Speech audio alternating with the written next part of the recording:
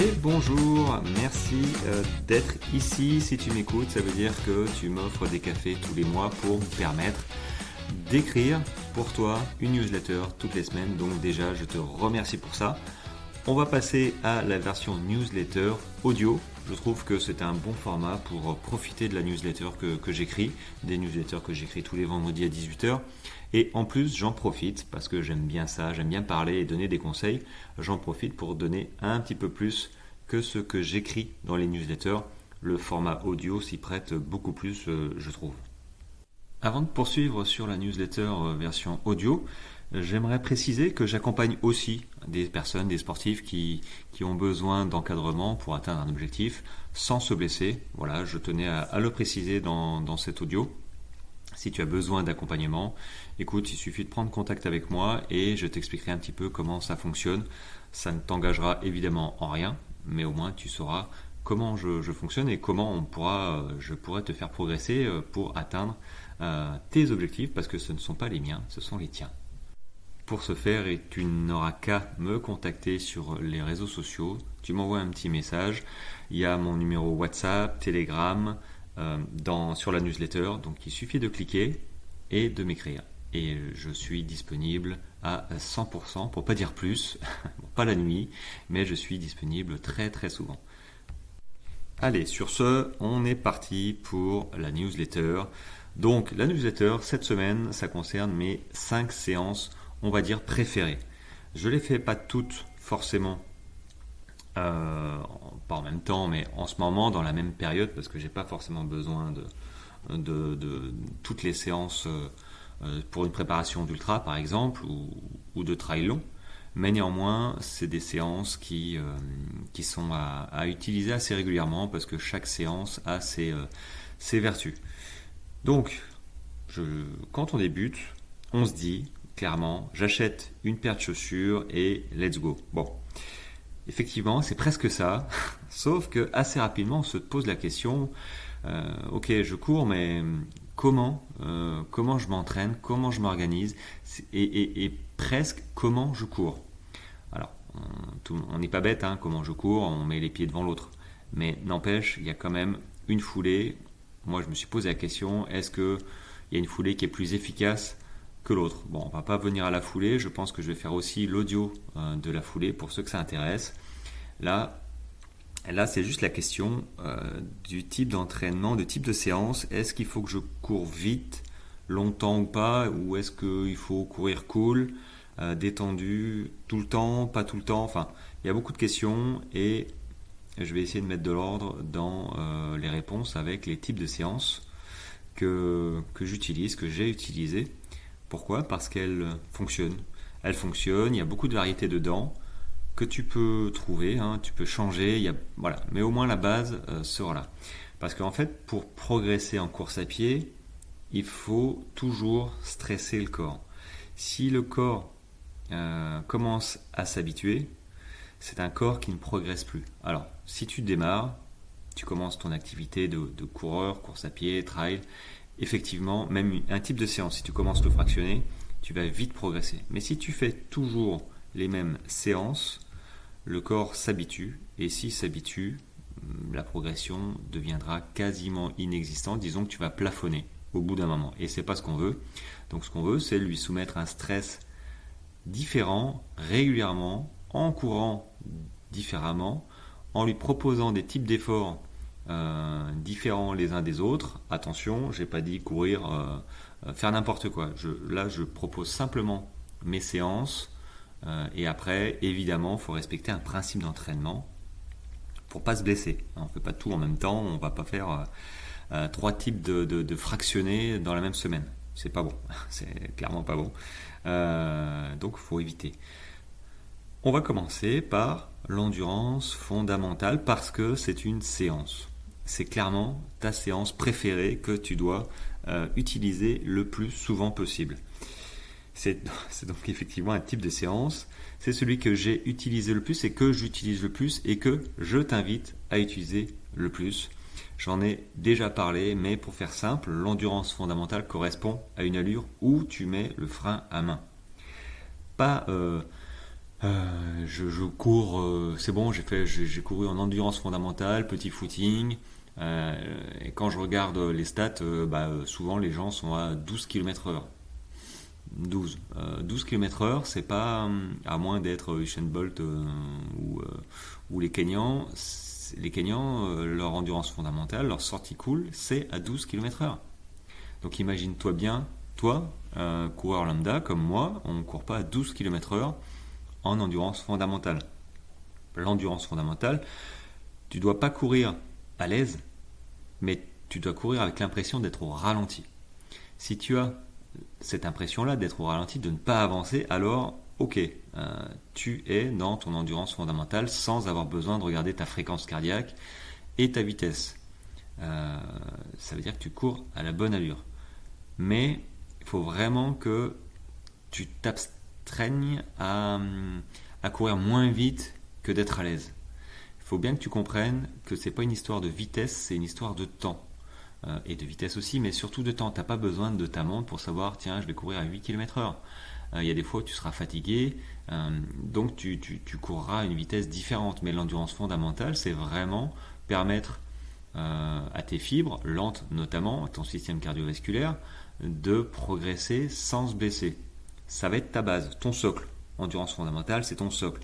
Une fois que ta base est solide, au bout de quelques semaines, quelques mois, tu injectes des séances d'intensité, quelles qu'elles soient. On va les voir un petit peu après.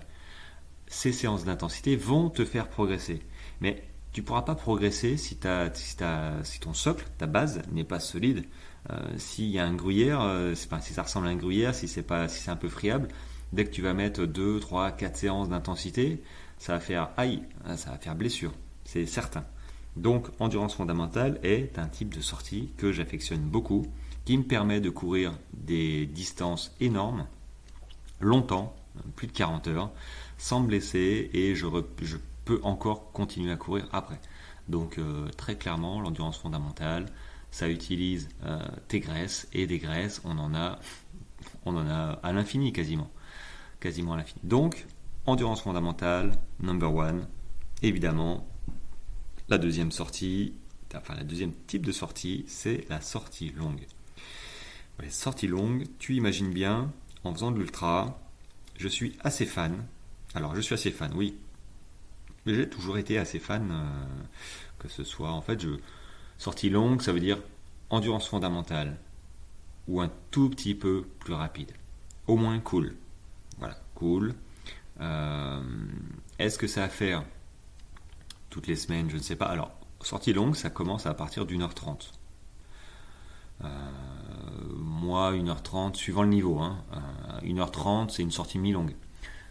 Moi, une sortie longue, ce serait plutôt à partir de 2h. Ouais, 1h45, 2h.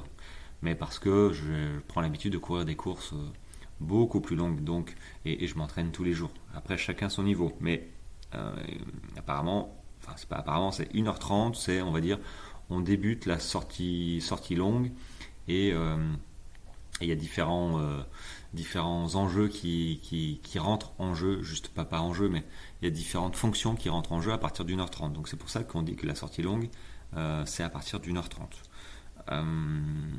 Alors, je suis en train de lire en même temps. Oui, parce qu'à partir d'1h30 à vitesse réduite, c'est au-delà d'1h30 à vitesse réduite que l'organisme s'habitue à utiliser en priorité les réserves de graisse. Et en fait, l'intérêt, c'est que ça économise les réserves de glycogène qui sont bien utilisées sur le marathon avant le mur du marathon, par exemple, à partir du 30e. En fait, jusqu'au 30e, au marathon, généralement, on utilise le glycogène et voilà, pour avancer à l'allure marathon qu'on s'était fixée. Et une fois que nos réserves en glycogène se sont épuisées, au bout de 2 heures, 3 heures, en fait, on tape dans les graisses, on tape dans les lipides. Et là, ça fait beaucoup plus mal, on va beaucoup moins vite, mais par contre, on en a à l'infini, quasiment. On pourrait courir des heures et des heures juste sur nos graisses. L'intérêt d'une sortie longue, c'est de justement pousser à limiter l'utilisation de notre glycogène pour en avoir le plus longtemps possible sur le marathon. Donc tu vois un petit peu l'intérêt d'une sortie longue à vitesse basse.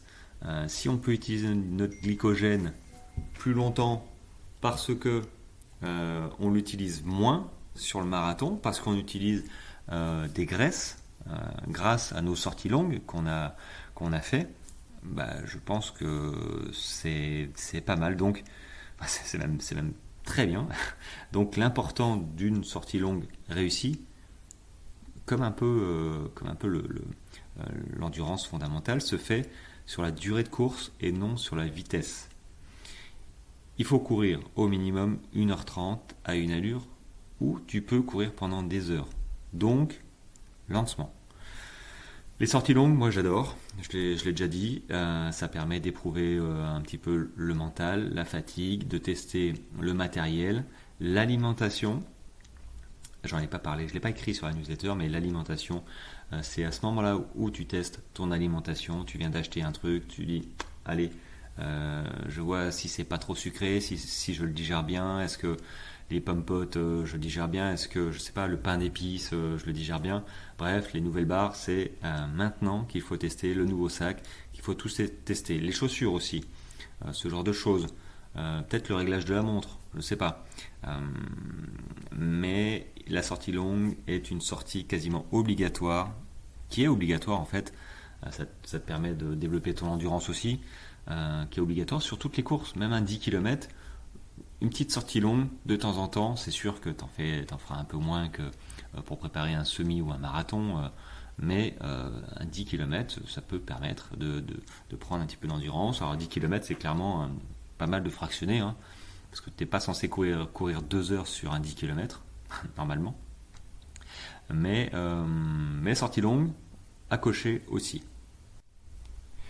Prochaine séance que je fais un petit peu de moins en moins, mais ça va peut-être revenir, la séance de fractionner.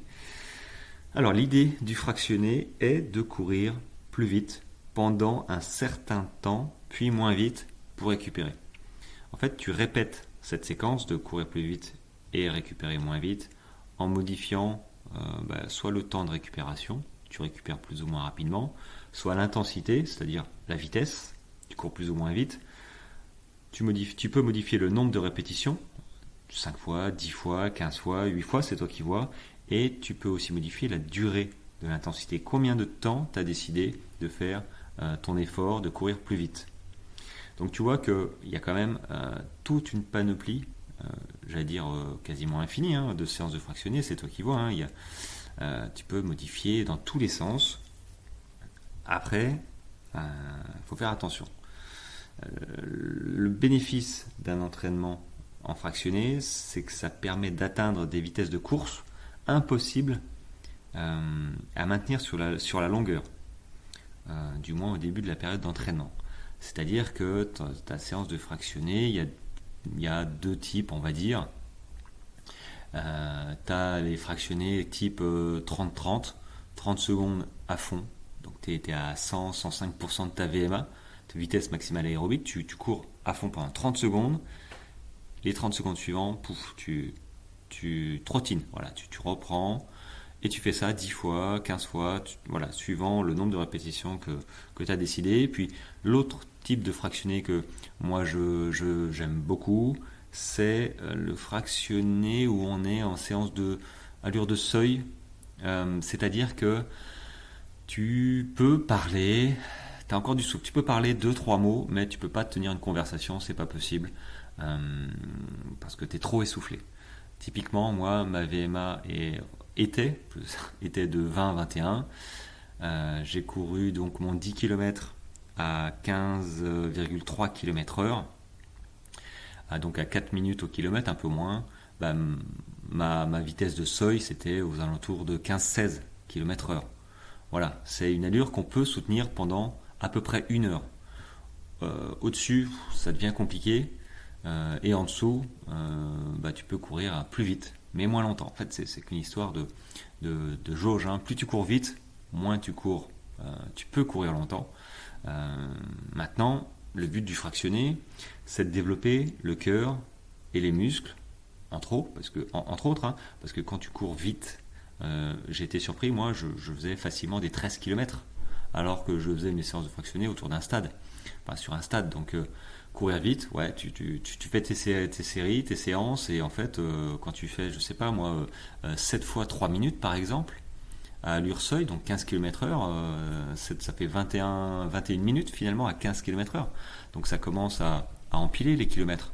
Donc ça, c'est vraiment top aussi, et c'est ce qui te permet de courir plus longtemps, plus vite aussi. Tu muscles le cœur, c'est une pompe, et généralement, on est bloqué dans notre progression, dans notre vitesse, parce qu'on n'arrive pas à respirer. Moi, je me souviens, mon premier 10 km, je suis parti comme une balle à 16 km/h, puis j'ai descendu petit à petit. Pourquoi ? Parce que c'est pas mes jambes qui m'ont fait ralentir, c'est mon souffle. Mon souffle, il m'a dit tu peux pas, j'étais à fond.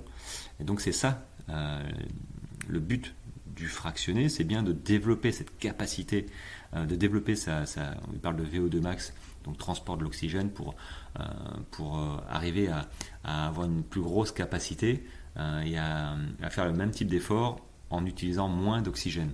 Donc si tu utilises moins d'oxygène, eh ben, tu peux courir plus vite, plus longtemps. Donc très clairement, le fractionné, c'est tip top. Par contre,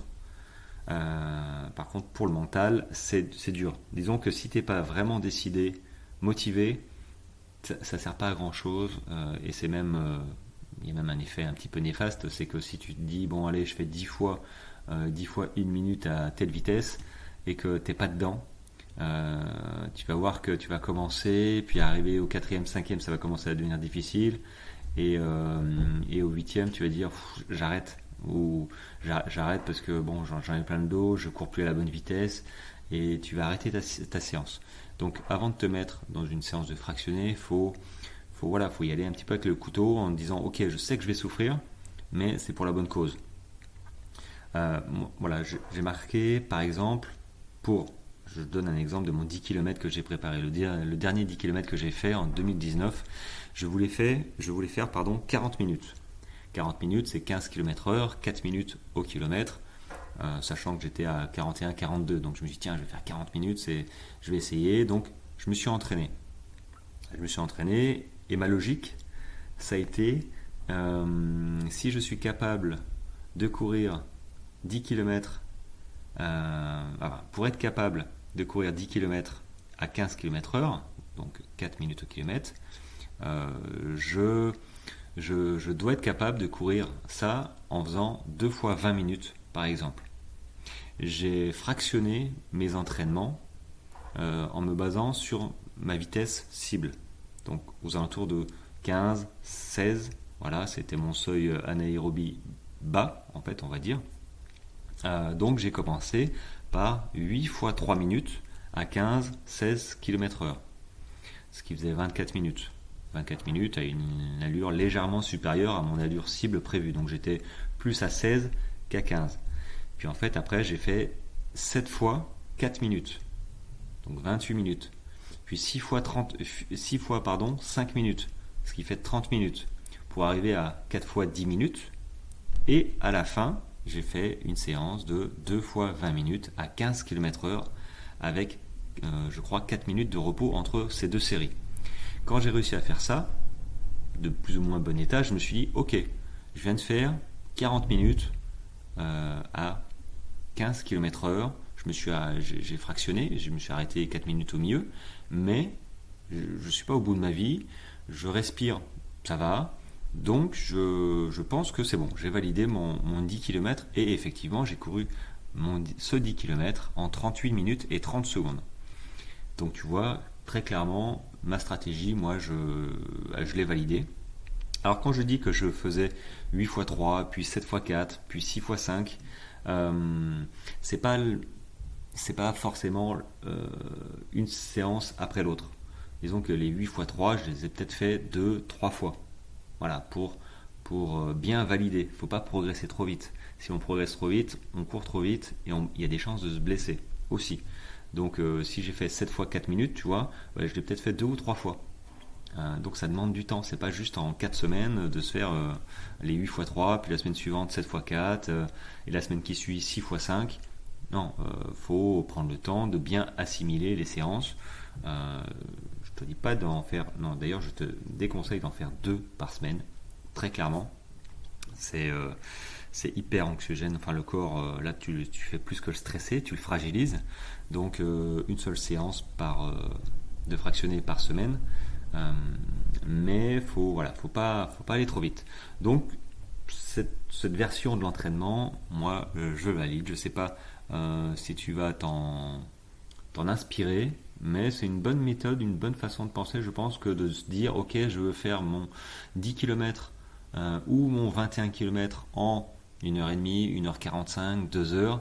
Mais écoute, si je suis capable de courir, je sais pas, 2 fois 1 heure à l'allure cible, c'est que je suis capable de courir 2 heures d'affilée. Après, ça marche pas surtout le marathon par exemple, on s'entraîne pas à l'allure marathon, sinon pour le coup là on se crame avant. Mais par contre le marathon, le fait de fractionner évidemment fait partie de l'entraînement. Fractionner, tous les types de fractionnés d'ailleurs, hein. Donc il n'y a pas de mauvaise séance. Après il y a des séances qui sont plus adaptées suivant notre objectif de course. Mais même pour l'ultra, le fractionné, c'est aussi utile.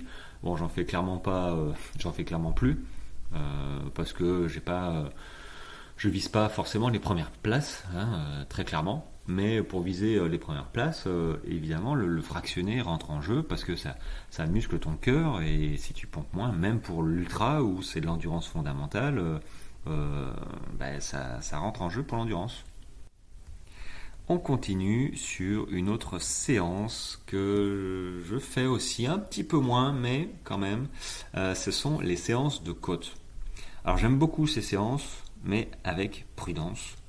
Elles permettent de développer ta puissance musculaire et ta tonicité, mais au prix d'efforts assez intenses pour le corps. Donc il ne faut pas en abuser, très clairement, au risque de faire mal aux adducteurs et de se blesser musculairement. Les adducteurs, c'est ce que tu as entre les cuisses, à l'intérieur des cuisses, et quand tu t'entraînes comme ça, les séances, je pense au squat aussi, renforcement musculaire sur le côté, mais les séances de montée, de séances de côte, d'escalier aussi, où tu fais vraiment fonctionner tes quadris, les jambes. Là, pour le coup, les adducteurs, ça coince. Enfin, c'est pas que ça coince, c'est que ils sont très sollicités. Donc, il faut y aller avec parcimonie. Ne fais pas la même erreur que moi au début quand j'ai vu un escalier, j'ai vu une centaine de marches, j'ai fait 3 fois la montée d'escalier comme ça. J'ai dit c'est bon, et puis finalement j'ai dû m'arrêter 3 jours parce que les adducteurs ils sifflaient, comme on dit, hein, ça siffle, c'est très inconfortable, ça fait mal. Donc il faut les habituer, progressivité, et je conseille aussi de boire, évidemment, de bien s'hydrater. Pour tout ce qui est tendons, ligaments, c'est une obligation. Donc du coup, moi j'affectionnais 2 types d'exercices, les marches d'escalier, ça aussi pour le mental, faut se rentrer dedans un petit peu. Les marches d'escalier et par exemple 10 fois une montée en côte de 40-45 secondes. Montée en côte, alors c'est pas non plus la montée trop raide, mais c'est quand même une petite montée où au bout de 30 secondes, tu sens que ça commence à chauffer un petit peu. Donc voilà, après tu peux faire plus, mais tu vas t'épuiser en fait, hein, parce que les séances de côte sont assez fatigantes, hein. L'objectif c'est de courir toujours, on va dire, à la même allure, donc pas trop vite, sinon tu vas courir de moins en moins vite et c'est pas le but. De maintenir une allure stable que tu as trouvée, qui te permet de tenir sur la distance, et de faire attention à sa technique en montée. Donc moi je levais les genoux pour avoir une tonicité, d'être dynamique, tu vois, monter de genoux et paf avec les pieds, de bien rebondir presque, tu vois, et les bras, bien balancer les bras dans l'axe pour t'aider à aller de l'avant. Ça clairement pour les mollets, les cuisses, même les bras en fait, ça te fait un bien fou. Et les côtes, les séances de côtes sont valables très clairement pour toutes toutes les séances, le 10 km, le 21, le marathon, parce que ça te muscle les jambes. Et les jambes musclées vont supporter beaucoup plus les efforts, beaucoup mieux les efforts, beaucoup plus longtemps aussi, sans parler de limiter les blessures. Donc séance de côte, trouve-toi une petite côte près de chez toi. Ça peut être ou des escaliers. Je sais qu'il y en a qui préparent des 5000 5000 mètres de dénivelé par exemple ou plus en faisant des escaliers.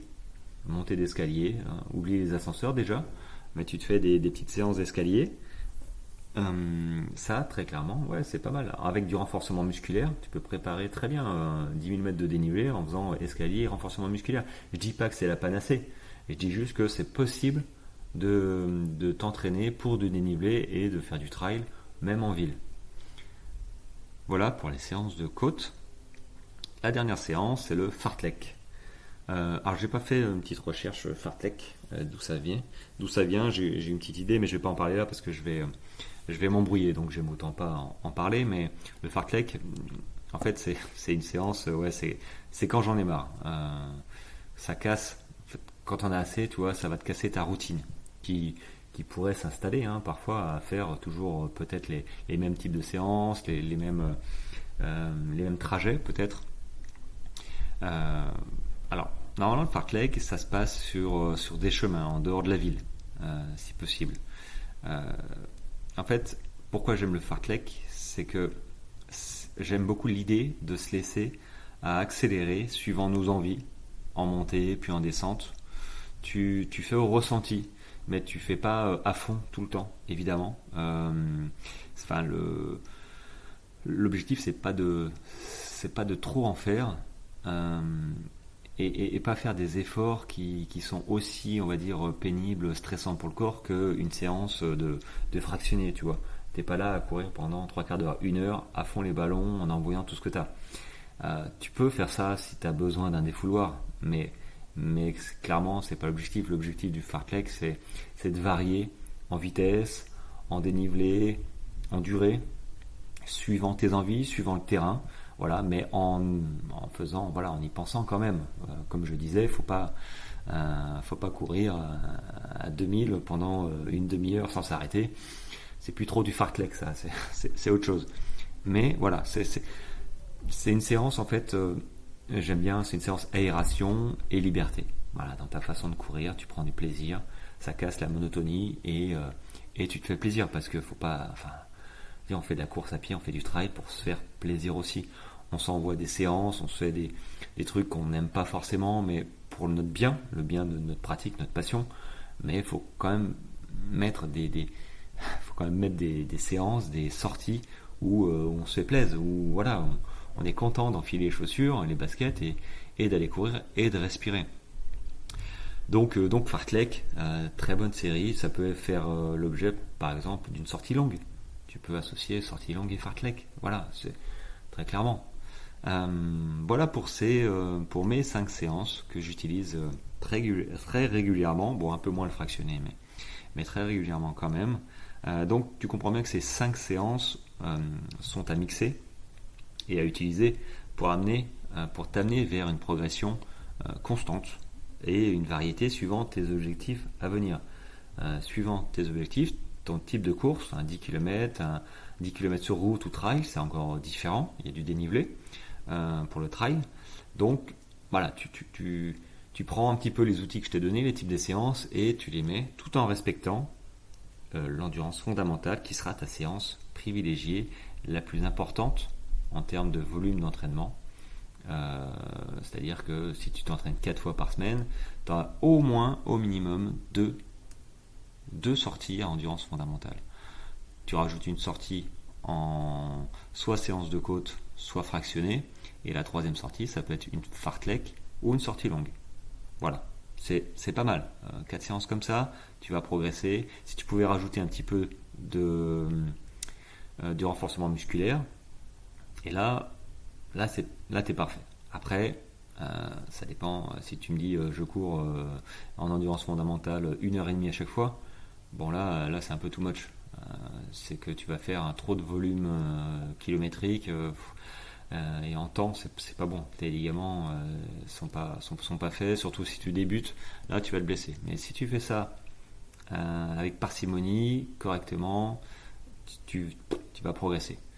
Maintenant, si tu as, comme je te disais au début, si tu as des soucis, que tu as besoin d'être encadré, moi, je peux très bien t'accompagner. Je fonctionne au ressenti. Donc, on fera un point à chaque séance pour cibler, pour adapter après les séances futures à venir. Tout en expliquant, je t'explique la nutrition, je t'explique comment s'entraîner, comment je vois ça pour qu'à l'issue de l'accompagnement, tu puisses voler, j'ai envie de dire, de tes propres ailes et t'entraîner et construire tes propres plans d'entraînement, tes propres séances de planification, d'entraînement pour atteindre tes objectifs. Donc si tu es intéressé, tu as besoin de renseignements, tu cliques sur les petits boutons WhatsApp ou Telegram ou sur les réseaux sociaux et avec plaisir je t'expliquerai comment je fonctionne. Les amis, ça a été une première pour moi cette newsletter parlée. Donc comme prévu, j'ai parlé un petit peu plus. Oui, j'en suis à 30 minutes 30 minutes de podcast, d'épisode de newsletter. Donc c'est encore un contenu, j'espère que ça t'a plu. Voilà, j'espère que ça t'a plu. Dis-moi, essaye de m'envoyer un petit mail pour me dire c'est cool, la newsletter en version audio.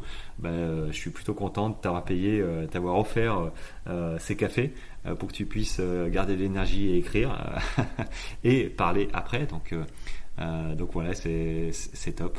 En tout cas, j'espère que ça t'a apporté les connaissances qu'il te faut, que tu vas t'en servir. Et si tu as besoin de conseils, tu sais où me trouver. Moi, je te dis à la semaine prochaine pour une prochaine newsletter. Ciao, ciao.